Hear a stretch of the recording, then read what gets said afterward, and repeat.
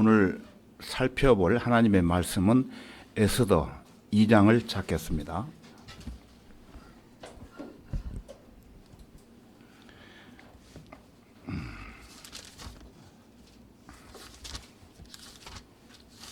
에스더 2장 전체를 오늘 살펴볼 건데요. 먼저 2장 17절을 보겠습니다.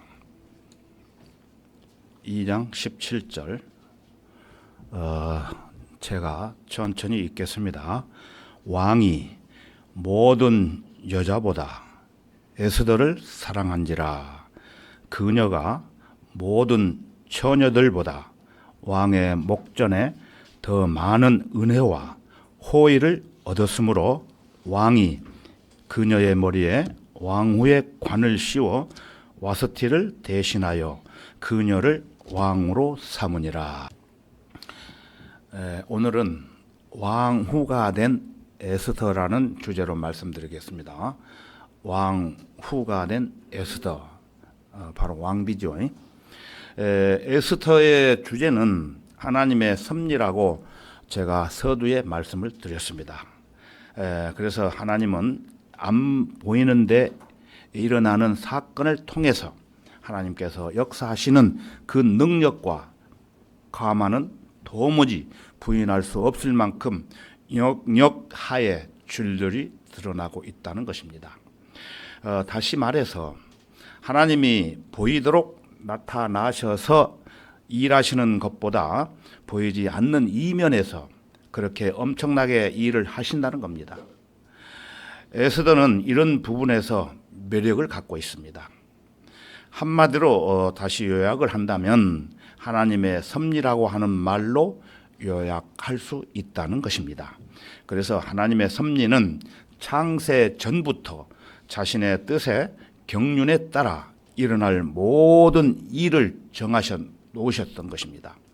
그래서 시편 103편 19절에 가서 보면은 주께서는 그의 보좌를 하늘들에 마련하셨으며 그의 왕국은 모든 것을 통치하는도다 라고 말씀하고 계십니다. 즉 삶의 모든 환경을 관장하고 계신다는 사실입니다. 그래서 이 에스더는 신약 성도들에게 매우 실제적으로 적용할 수 있다는 겁니다. 왜냐하면 은사주의자들에게 떠들어대는 허풍과는 달리 오늘날 소위 기적의 시대가 아니기 때문입니다. 어떤 기적을 기대하고 신성 모독적인 허튼 소리를 요구하는 그런 시대가 아니란 말이에요. 지금은 성령께서 성령을 통해 말씀하시고 매일매일 평범한 삶 속에 일어나는 사건들을 통해 역사하는 시대입니다. 에스더는 하나님께서 홍해를 가르시거나 하늘에서 불이 내려오게 하시는 것과 혹은 어떤 사람을 기적으로 치유하는 마귀의 내용을 읽어볼 수가 없습니다. 그러므로 믿는 마음으로 에스더를 연구하고 그 책의 영감을 불어 넣으시고 성경의 정경에 그 책을 두신 성령께서 우리에게 위대한 진리들을 보여주시는 것을 공부해야 된다는 것입니다. 자, 2장에 들어가기 앞서 먼저 여러분들에게 몇 가지 질문 드리겠습니다. 잘 대답하십시오. 1장에서 우리 살펴봤죠. 왕의 명령을 순종한 왕후가 폐위된 사건이 있었죠. 그 왕후의 이름은 누구였습니까? 와스티. 그때 왕은 어느 나라의 몇 대 왕이었죠? 어느 나라의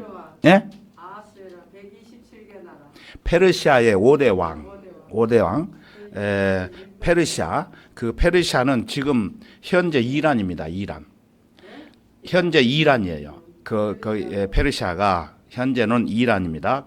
그 이란은 모슬렘 국가죠. 모슬렘 국가. 그쪽에 모두가 다 모슬렘 국가죠. 그때 왕의 이름은 누구였습니까? 아하수에로 왕이었죠. 왕의 이름. 자, 왕후 와스티를 다시는 왕 앞에 오지 못하도록 법률로 정하고 왕후의 지위를 그녀보다 나은 사람, 다른 사람에게 주소서라고 충원한 고관이 있었죠. 그 고관의 이름은 누구죠? 예? 고관. 무묵한. 예, 무묵한. 그 이제 질문 요지를 잘 알으셔야 얼른 대답을 할 수가 있어요. 요지 잘 모르시면은 얼른 질문 요지를 잘 모르시면은 대답이 정확하게 안 나오죠. 알면서도 무묵한. 그때 그 무묵한은 왕후 와스티가 무엇을 잘못했다고 충원하죠. 몇 가지였습니까? 예, 두 가지인데 첫째, 왕의 명을 거역을 했고 두 번째는 모든 그 백성들에게 잘못했다고 무묵한이 지적을 하는 것입니다. 이 사건으로 인해서 와스티 왕후가 폐위되고 그 일들 이후에 에스더 2장 1절부터 에스더가 하나님의 섭리로 왕후가 되는 내용이 기록이 되어 있습니다. 그래서 오늘 공부하겠습니다. 자, 2장 1절에서 4절까지 보겠는데요. 요령은 홀수구절은 제가 읽고 짝수구절은 여러분이 함께 읽으십시오. 1절 제가 읽습니다. 2절은 여러분이 읽고 이 일들 후에 아하수에로 왕의 진노가 그치자 왕이 와스티와 그녀가 행한 일과 그녀에 대하여 내린 칙령을 기억하더라. 이에 왕을 섬기는 왕의 신하들이 말하기를 왕을 위하여 아름다운 젊은 처녀들을 구하게 하소서. 왕께서는 왕의 왕국 모든 지방의 관료들을 임명하시어 그들로 아름다운 젊은 처녀들을 모두 수산궁으로 모아 여인들의 궁으로 들이게 하시고 왕의 내시이자 궁녀의 주관자인 해계에 관리하에 두시며 정결을 이한 물품들을 그들에게 주시어 왕을 기쁘게 하는 처녀로 와스티를 대신하여 왕후가 내게 하소서 하니 왕이 그 일을 좋게 여긴지라 왕이 그대로 행하니라. 예.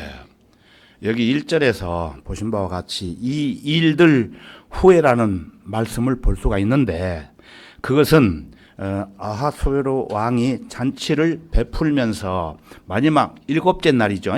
마지막 7째 날 왕비 와스티를 데려오라고 명령을 했는데 어떻게 됐습니까? 왕비가 말을 듣지 않음으로 인해 왕비 와스티를 폐위시키게 되지요. 그래서 그 이후를 가리킵니다. 이 일들 후라는 얘기는 왕비 와스티의 폐위 사건은 아하수로의 3년에 일어난 일이었고 에스더 간택은 아하수로의 왕 7년에 있었던 것입니다. 그러니까 7이 3년에 폐위 사건이 있었고 또 7이 7년에 왕비를 간택한 사건이 있었다는 것입니다. 자, 그러면 비교적 긴 시간이 흘린 뒤였죠. 흘린 뒤. 그 사이 페르시아는 그리스와 전쟁을 치렀고 또 살라미 해전에서 대패를 했습니다. 잘 나가는 그 페르시아가 그 이후 이 아하수에로 왕은 전쟁도 완전히 대패함으로 인해 폐위시킨 와스티 왕비가 자기 옆에라도 있었으면은 1호를 받았을 건데 하면서 사색에 젖어 있는 왕을 보고 있던 이해가 되시죠? 마누라도 있었으면은 괜찮았을 건데 마누라가 없어. 사색에 젖어 있던 왕을 보고 있던 왕의 신하들이 말하기를 이때다 하고 말하기를 아름다운 젊은 처녀들을 구하게 하소서라고 간청을 드렸던 것입니다. 그래서 2절에 말씀하시는 아름다운 젊은 처녀들의 표현은 재림을 나타내는 구절입니다. 본문이 예언적으로는 대환란 때에 이치하고 있음을 다시 한번 보게 됩니다. 그 처녀들은 마태복음 25장 1절에서 13절과 또 계시록 14장 1절에서 4절에 등장을 합니다. 한번 집에 가서 찾아보시기 바랍니다. 에스더에 나오는 이 모든 내용들은 일종의 예표들입니다. 예표. 시간표대로 꼭 맞아 떨어진다고는 볼 수도 없지만 모든 예표가 대환란의 상황을 지향하고 있음을 분명합니다. 이방인 신부를 제쳐두고 처녀들이 부름을 받고 있습니다. 부름받은 한 명의 순결한 처녀 대신에 처녀들이 등장을 합니다. 고린도후서 12장 2절에 나오죠. 와스티는 페르시아인들과 메대인들의 법률에 따라 폐위되었는데 이 칙령은 변경할 수도 없기 때문에 그녀는 이혼 상태에서 회복이 될 기회가 전혀 없었던 것입니다.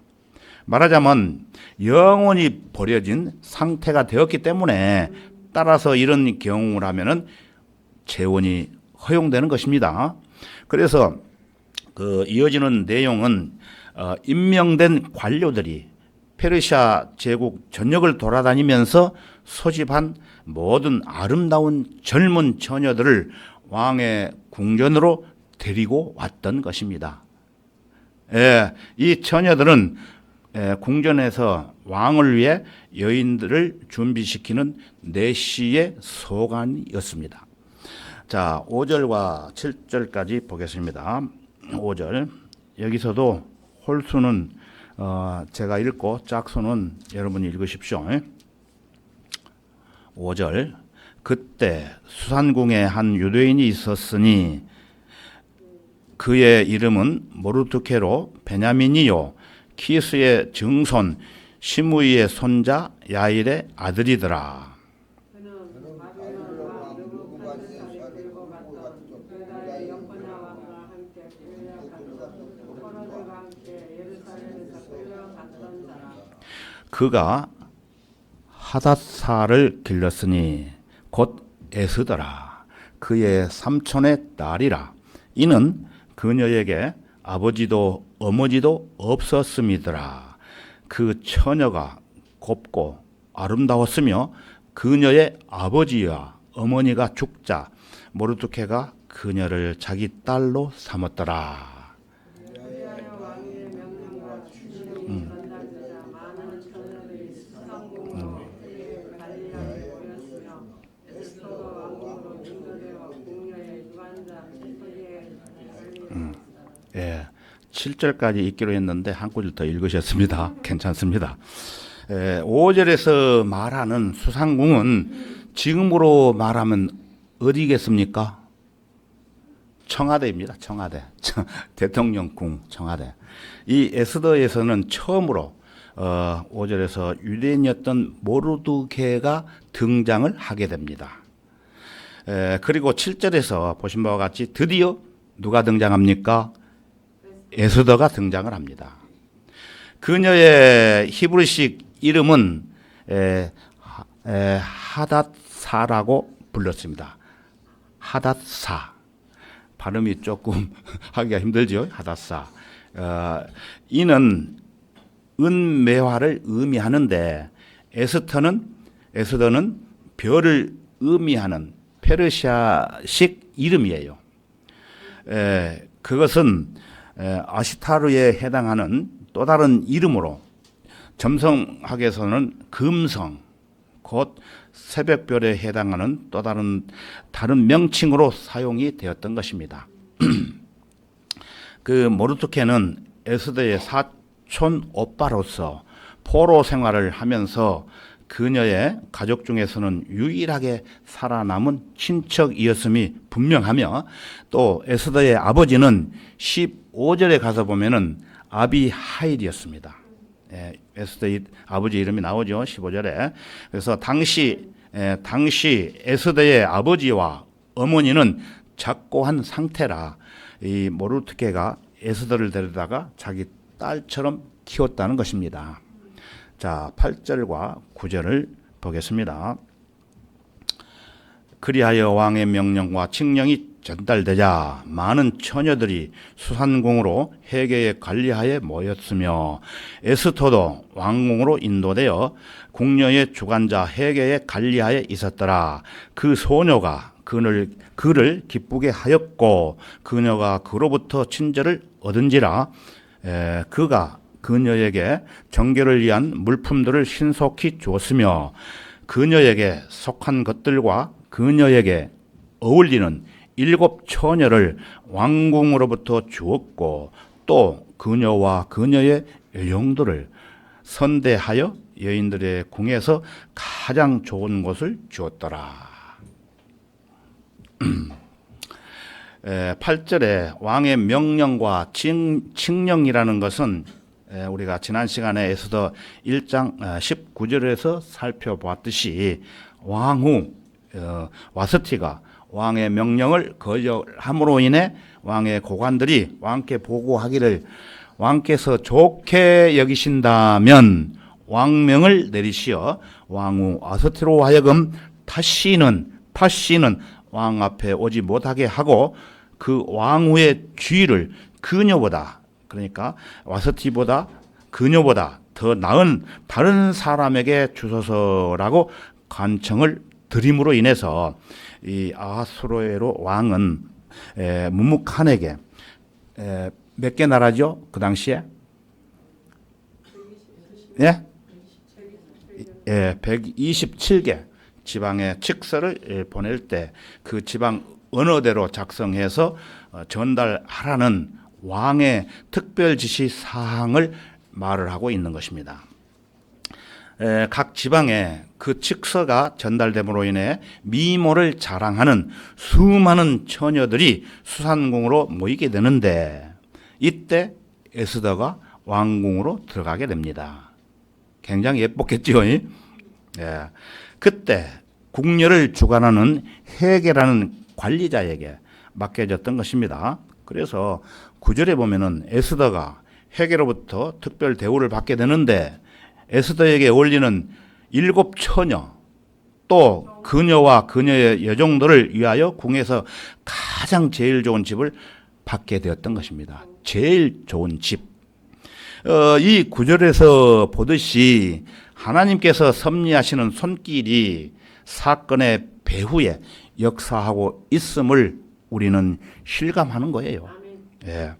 위대하신 하나님께서 그 사람의 마음을 움직이지 않으셨다면 회개가 그것으로 인도된 수백 명의 다른 젊은 여인들보다 에스더에게 호의를 더 보일 이유가 없었겠죠. 하나님의 섭리로 아마 1000명에 이를 겁니다. 예, 그 중에 에스더는 호의를 입었다는 것입니다. 이런 역사를 성경에서 또 하나 볼 수 있는데 그것은 느부갓네살이 현자들로 세울 목적으로 유대인이었던 누구였죠? 다니엘과 그의 세 친구들을 포로로 삼아 바빌론으로 데리고 왔을 때 다니엘 1장 17절에 가서 보면은 하나님께서 다니엘에게 지식을 주셨고 모든 학문과 지혜에 익숙하게 하셨으며 또 다니엘로 하여금 모든 환상과 꿈들을 깨닫게 하셨던 것입니다. 결국 느부갓네살은 그들이 지혜와 지식에 대해 모든 문제들에 있어서 자기의 온 나라에 있는 모든 마술사들과 점성가들보다 다니엘로 하여금 10배나 더 나은 것을 알게 되었던 것입니다. 하나님의 섭리예요, 이것도. 그래서 하나님께서 그 유대인들을 포로로 보내셨을 때 그분의 진노 가운데 그들을 버려두지 않으셨던 것입니다. 주님께서는 그들에게 생존하는 데 있어서 필요한 것은 무엇이든지 모두 제공해 두셨습니다. 지금 우리도 마찬가지입니다. 필요한 모든 것들을 주님께서 주신다는 것입니다. 또 다른 장에서는 하만이 등장을 하여 모든 유대인들을 지상에서 쓸어 버리려고 합니다. 잘 아시는 내용이죠. 이런 상황에 처한 유대인들에게는 높은 지위에 앉아 왕의 주의를 끌 만한 누군가가 필요하게 되었던 것입니다. 그래서 하나님께서는 여인들 무리 속으로 고아가 된 이 유대인 소녀 누구죠? 에스더가 들어오게 되었던 것입니다. 그녀에게는 그 향수나 화장품을 살 돈이 전혀 없었습니다.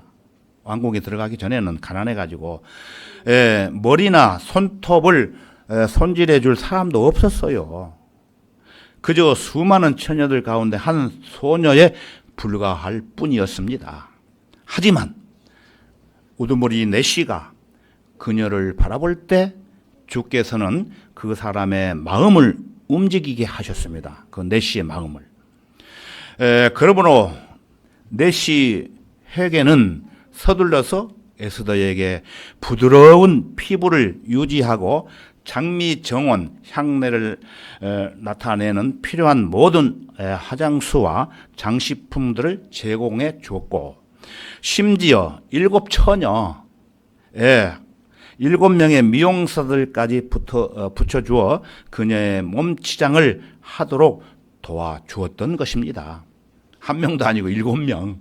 대단하지요.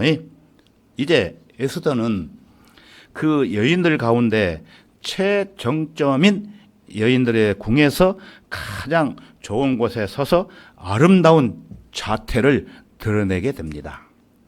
하나님께서는 그 소녀를 인도에서 에티오피아에 이르기까지 모든 것의 왕후가 되도록 임명하셔서 그녀의 백성을 구원할 수 있도록 역사를 하셨던 것입니다. 자, 10절에서 11절을 우리가 다 함께 읽겠습니다. 10절과 11절 한 목소리로. 10절, 에스더는 자기의 백성과 동족을 알리지 아니하였으니 이는 모르토케가 그녀에게 그것을 알리지 말라고 명하였음이더라. 모르토케가 매일 여인들의 궁뜰 앞을 걸으며 에스더가 어떻게 가고 있고 그녀가 어떻게 될 것인가를 알아보더라. 궁금했겠지요. 에스더를 보내고 나서. 그래서 에스더는 그녀의 사촌 모르드케의 명에 따라 가지고 뭘 안 했습니까? 자기 민족이 유대인이라는 자신의 신분을 숨겼던 것입니다. 예, 숨기라고 했기 때문에 명령에 순종했던 것입니다. 이것은 유대인들에게는 유일 신앙과 우월주의가 있어서 페르시아인들에게 좋은 인상을 받지 못했기 때문이었습니다. 유대인이라고 하면은 누구에도 말하지 않음으로써 비밀에 붙여졌던 것입니다. 그래서 회개는 에스더의 혈통에 관해 아는 바가 없었고 이 문제는 한 번도 거론되지 않았던 것입니다. 네 고향이 어디냐고 묻지도 않았던 거예요. 하나님의 섭리로. 그리고 모르드케는 왕의 궁정에서 어느 정도는 권위 있는 직분을 갖고 있었다는 것은 또한 분명한 사실입니다. 그러므로 모르드케는 주기상 왕의 여자들의 바깥 뜰에까지 접근할 수 있었던 거예요. 아무나 접근 못하죠. 그런 주기상 여자들의 바깥 뜰까지 직접은 못 가지만은 접근했다는 것입니다. 자, 12절을 보겠습니다. 12절. 제가 읽겠습니다.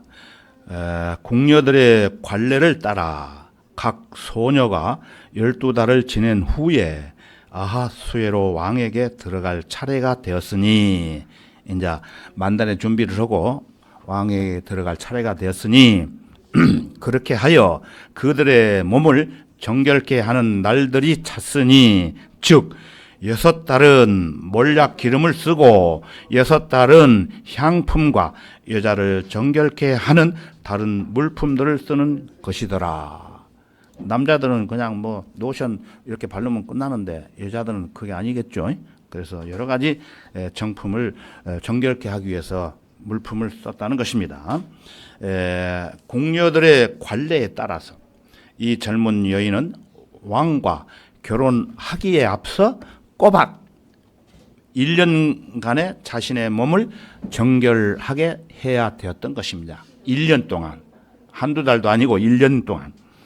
참으로 기나긴 약혼의 기간이라고 할 수 있는데 그 이유는 여인이 결혼하기 전에는 불결하다는 한 가지 생각 때문이었다는 것입니다.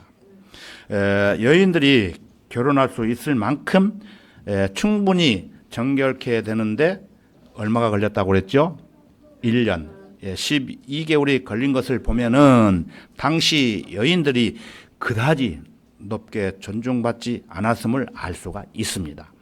자, 이어지는 13절입니다. 13절 같이 읽겠습니다. 소녀마다 왕에게 나아갈 때는 그녀가 원하는 것은 무엇이나 주어 여인들의 궁에서 왕궁으로 가지고 가게 하였더라. 소녀마다 원하는 것은 무엇이든지 주었다는 것은 미를 돋보이게 할 의류 또는 보석 또는 액세서리 같은 것을 가리키는데 이때 자신이 없었던 처녀들은 어차피 난 왕비가 안 될 테니까 한몫 챙겨 나가야 되겠지 하면서 많은 보석들을 일부러 받았던 것입니다. 자기는 왕비 자격이 없다는 것을 아는 거예요. 그래서 보석을 챙기기 위해서 주는 대로 더 달라고 해서 가지고 갔다는 것입니다. 그러나 에스더는 왕의 내시 헤게가 정해준 것 외에는 아무것도 요구하지 않았다고 15절에서 언급하고 있습니다. 자, 이어지는 14절을 보겠습니다. 14절 같이 읽겠습니다. 저녁에 그녀가 갔다가 아침에 여인들의 두 번째 궁으로 돌아와서 후궁들을 주관하는 왕의 넷이 시아스가스의 관리하에 다시 읽겠습니다. 시아스가스의 관리하에 있다가 왕이 그녀를 기뻐하여 그 이름을 부르지 아니하면 다시 왕에게 나아가지 못하더라. 동양의 통치자가 후궁들을 어떻게 대우했는지 이 구절에서 알 수 있습니다.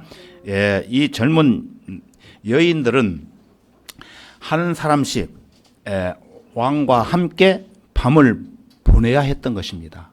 불려 들어가면은 각자가 나름대로 왕이 자신을 최고의 아내 곧 왕으로 간택할 수 있도록 납득시킬 만한 물건을 가지고 갈 수 있었다는 것입니다. 그러나 그녀가 간택되지 않았다고 해서 자유로운 몸이 된다거나 평범한 일상생활로 돌아갈 수 있는 것도 아니었고 첩의 신분으로 왕하고 하루 종일 지냈기 때문에 첩의 신분으로 자천이 되어 왕이 다시 그녀와 함께 있고 싶다는 결심을 하기까지는 후궁들 사이에서 지내야만 했던 것입니다. 평생을 후궁에서 지냈던 사람들이 많이 있었죠. 자, 이어지는 15절과 16절을 보겠습니다. 15절과 16절 제가 읽겠습니다. 모르드케가 자기 딸처럼 여겼던 그의 삼촌 아비하일의 딸 에스더의 차례가 되어 왕에게 나아갈 때에 아비하일 딸 그러니까 모르드케가 자기 딸처럼 여겼던 누구죠? 에스더의 아버지의 이름이 여기 나오죠. 아비하일. 그녀가 궁녀의 주관자인 왕의 넷이 헤게가 정해준 것 외에는 아무것도 요구하지 아니하였으며 에스더가 그녀를 보는 모든 사람의 눈에 호의를 얻었더라. 16절 같이 읽겠습니다. 그리하여 에스더가 아하스로에로 왕의 7위 제7년 터벳 올인 10월에 왕궁으로 왕 앞에 인도되니 드디어 에스더는 궁녀의 주관자인 왕의 넷이 헤게의 마음에 깊은 인상을 주었을 뿐만 아니라 그녀를 보는 모든 사람의 눈에 호의를 얻었던 것입니다.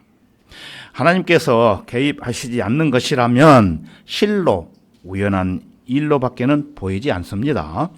여기에 첫눈에 반한 사랑이 나오는데 이는 그저 한 사람이 아닌 그 소녀를 바라보는 모든 사람의 사랑입니다.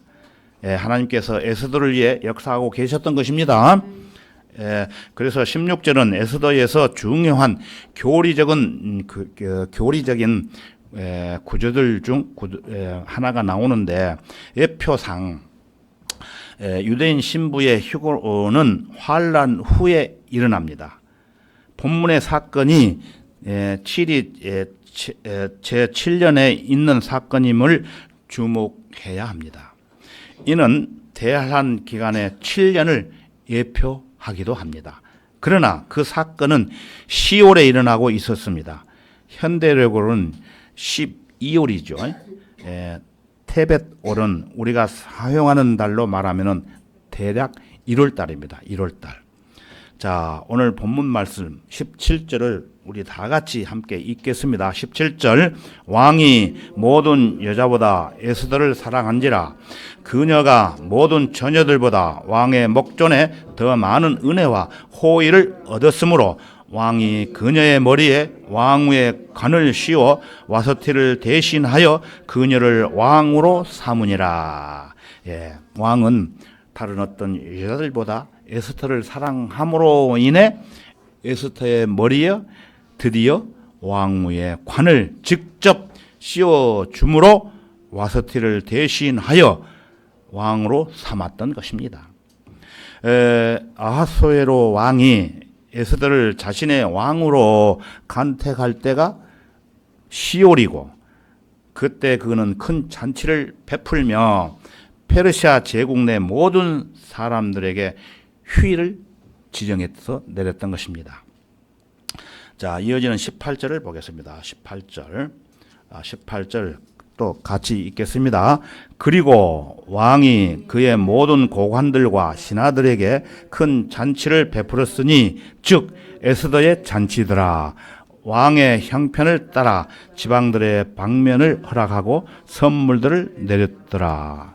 18절을 주의해 보실 말씀은 에스더의 잔치였습니다. 에스더 왕. 왕은 에스더를 위해 큰 잔치를 베풀었고 귀족과 신하들을 잔치에 모두 초대했던 것입니다. 그리고 그날을 기념하여 모든 세금을 면제하고 선물들까지 내립니다. 선물. 그런가 하면은 12월 중에 하루를 휴일로 정하고 축제가 열리도록 했다는 것입니다. 이와 연관해서 요한계시록 11장에서는 두 증인인 누가 나오죠? 모세와 엘리야가 나오죠. 그 모세와 엘리야가 적그리스도에 의해 어떻게 됩니까? 살해됩니다. 그들의 몸들은 예루살렘 길거리에 사흘 반 동안 놓이게 되는데 계시록 11장 10절에 가서 보면은 제가 읽어드릴게요. 그 기간 동안에 일어나는 일에 대해 땅에 사는 자들은 그들로 인하여 즐거워하고 또 기뻐하며 서로 선물을 보내리니 이는 두 선지자가 땅에 사는 자들을 괴롭게 하였기 때문이라고 말씀하고 있습니다. 그리고 곧이어 모세와 엘리야는 부활을 하여 휴거됩니다. 사람들이 술 취하고 노래하며 선물을 푸는 동안 환란 후 휴거가 일어납니다. 계시록 11장 14장 참조하십시오. 자, 이제 에스더는 잠깐 뒤로 하고 두 번째로 이 모르드케에 대해서 잠깐 살펴보겠습니다. 19절과 20절을 보겠습니다. 19절과 20절. 처녀들이 두 번째 함께 모였을 때에 모르드케가 왕의 문에 앉았더라. 모르드케가 에스더에게 명한 대로 그녀가 자기 동족과 자기 백성을 알리지 아니하였으니 이는 에스더가 모르드케와 함께 있어 양육받던 때와 같이 그의 명령을 행하였음이더라. 예. 19절에서 모르드케가 왕의 문에 앉았더라고 언급하고 있죠. 왕의 문. 그 왕의 문은 성읍의 장로들이, 그때 장로들이 성읍의 업무를 관리하고 재판관들이 법정을 열었던 그 장소였습니다. 그래서 신명기 16장 18절에 가서 보면은 여러분이 잘 아시는 내용이지만은 제가 한번 읽어드릴게요. 주 너희 하나님께서 내게 주시는 내 모든 성문들에서 재판관들과 관원들을 내 지파에 두를 것이요라고 말씀하십니다. 내 지파에 두를 것이라고 말씀하고 있습니다. 그러므로 왕의 궁전에서 관료들은 문에 앉아 그들의 직분을 수행함으로써 왕이 부르면 언제든지 명령을 받을 수 있었던 것입니다. 20절 내용은 10절 내용과 같은 말씀입니다. 에스더는 모르드케의 명령에 언제든지 순종했다는 것입니다. 이어지는 21절과 22절을 보겠습니다. 제가 읽을게요. 그 당시에 모르드케가 왕의 문에 앉아 있을 때 왕의 내시들 중 둘, 즉 성문을 지키는 빅단과 테레스가 경모하여 아하수에로 왕을 죽이려 하거늘 그 일이 모르드케에게 알려지자 그가 그 사실을 왕후 에스더에게 고하니 에스더가 모르드케의 이름으로 그 일을 왕에게 알리니라. 이 모르드케가 지혜롭게 행동을 하지요. 왕에게 직접 보고를 안 하고 왕후 에스더에게 1차로 고함으로 인해서 에스더가 또 자기 이름으로 안 하고 모르드케의 이름으로 그 일을 왕에게 알린다는 것입니다. 앞으로 가보면 큰 의미가 있습니다. 이 말씀이. 왕의 두 문지기가 아하수에로 왕을 죽이기 위해 암살 음모를 꾸미는 것에 관해 언급하고 있죠. 자, 여러분은 하나님께서 그분의 목적을 이루시기 위해 살인 음모를 사용하실 거라고 생각하지 않을 것입니다. 하지만 그분은 그렇게 하십니다. 예, 이 두 명의 내시는 왕에 대해 매우 흥분한 나머지 굉장히 흥분했을 거예요.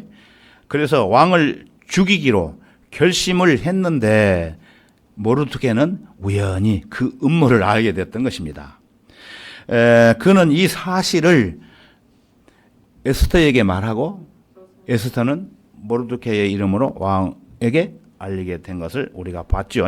그래서 왕은 그 일을 어떻게 했습니까? 조사하도록 지시를 했습니다.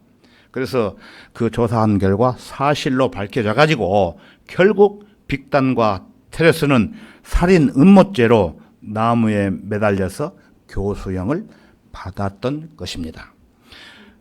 이 동양의 왕들은 전제 군주로 독재자들이었습니다. 독재자들. 그들은 히틀러보다도 더 절대적인 독재자들이었습니다. 그 페르시아의 왕들처럼 진정한 동양의 전제 군주라면은 자신의 명령 하나로 누구든지 사형에 처할 수 있었다는 것입니다. 그래서 죽음의 갈고리에서 빼낼 수 있는 어떤 노력이나 방법도 무용지물이었습니다. 이 동양의 전제 군주들은 막강한 권력을 지니고 있었던 거예요. 여러분, 모태통 잘 아시죠? 모태통. 동양 전제 군주에 의해 자행된 대량 학살을 주도했던 실천함으로 인해서 세계 기록을 보유하고 있습니다. 이 사람은. 그래서 그는 중국의 서기장으로 있는 동안 무려 4,500만 명을 사람들을 살해했다고 합니다. 어떤 사람은 8천만 명까지 추산하고 있는 사람도 있습니다. 그러나 정확하게 말해서 4,500만 명을 살해했던 것입니다.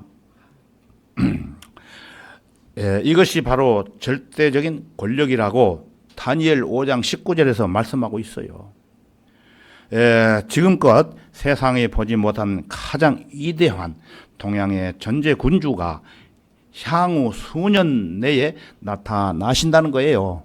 그분이 이 지상의 모든 민족을 철장으로 다스릴 것입니다. 누구십니까? 주님께서. 예, 맞습니다. 그래서 시편 2편 9절에 가서 보면은 내가 그들을 철장으로 깨트릴 것이며 토기장이의 질그릇 같이 산산이 부수리라고 말씀하고 있습니다. 여러분은 아연으로 도금된 철 파이프로 맞아본 적이 있습니까? 예. 그러면 아마 뼈가 으스러지겠죠. 저는 철 파이프가 아니고 박달나무 나무로 긴 봉을 만들어 가지고 휘두른 적이 있어요. 제가 근무하면서. 그러나 사람은 때리지 않았죠. 때리면 죽기 때문에. 그러나 그 사람들을 데모를 하는데 그 사람들이 데모를 못하게 하기 위해서 위협하는 걸로 가지고 그렇게 근무했던 적이 있어요. 그러나 여기 보시면은 아연으로 도금된 나무 가지고 아연으로 도금된 철 파이프로 후려친다는 것입니다. 이것이 바로 왕이 지니고 있던 홀을 의미하기도 합니다. 홀. 그것은 단순히 권력의 상징만을 나타내지는 않습니다. 그것은 왕이 그의 적들을 쳐서 압도하는 데 사용하는 막대기를 나타내는 것입니다. 막대기로. 이는 예수 그리스도께서 돌아오실 때 지니시게 될 왕의 본성입니다. 주께서는 2억의 유엔 군대를 그분의 발날에 짓밟히시고 나서 철로 된 철장을 가지고 민족들을 정렬하십니다. 이때가 언제죠? 아마겟돈 전쟁. 자, 2장 마지막 절 23절을 보겠습니다. 23절. 우리 다 같이 함께 읽겠습니다. 23절. 그 일을 조사하여 발견되었으므로 그들이 모두 나무에 매달렸고 그 일이 왕 앞에 역대기에 기록되었더라. 어디에 기록되었다고요? 역대기에. 역대기 보시면. 그래서 모르드케는 왕을 향한 그의 충성심에 대해 그때는 어떻게 됐습니까? 아무 보상도 받지 못했어요. 그때는 그냥 기록만 했다 뿐이지. 하지만 모든 실제적인 목적들을 위해 그 사건은 페르시아의 국립 기록 보관실에 보관이 되어 있었던 것입니다. 그래서 그 기록은 주님께서 적절한 때에 주의를 끌게 하실 때까지 그 안에서 기다리고 있었던 것입니다. 나중에 나옵니다. 예, 기다리고 있었던 것인지 나중에 공부하면 나옵니다. 내용이. 그래서 주께서는 빅단과 테레스의 진노로부터 찬양을 받으실 것이나 이와 동시에 그분의 목적을 위해서 아무도 주를 보지 못하는 곳에서 잠잠히 역사하고 계셨던 것입니다. 그 일들은 왕 앞에서 그 책에 기록되는 것처럼 모든 중요한 것이 왕 앞에서 책에 기록이 되었던 것처럼 주님의 귀한 성도들, 여러분, 예수님을 그리스도를 위해서 여러분이 어떤 일을 하며 살았는가에 대해서 어디에 기록됩니까? 생명책 기록됩니다. 그래서 여러분들이 이게 녹화를 하면은 다시 들어보면 내용이 나오는 것처럼 우리가 한 일에 대해서 전부 기록이 되고 있습니다. 그래서 거짓말하면은 너 거짓말해? 딱 틀립니다. 그러면은 어떻게 됩니까? 거짓말한 것이 드러나게 된다는 것입니다. 그래서 모든 일들을 주님께서 결코 잊지 않으신다는 것입니다. 그럼 어떻게 살아야 됩니까? 우리가 주님을 위해서 주님을 섬기고 서로 사랑하며 복음을 위해서 살아야 되겠죠. 예, 그 기록이 있어야 돼요, 여러분들. 그래서 면류관 받지 않습니까? 그래서 앞으로 다가올 그리스도의 심판석에서 주님께서는 그 책들을 여시고 주님을 향한 여러분의 충실함에 대해 여러분은 영원롭게 영화를 받을 것입니다. 아무쪼록 이 섭리하시는 하나님을 여러분 생애에서도 꼭 신뢰하고 그 하나님을 따라 살면서 주님 앞에 서는 그날까지, 언제가 될지 몰라요. 그날까지 여러분 모두 승리하는 아름다운 생활이 되었으면 좋겠습니다.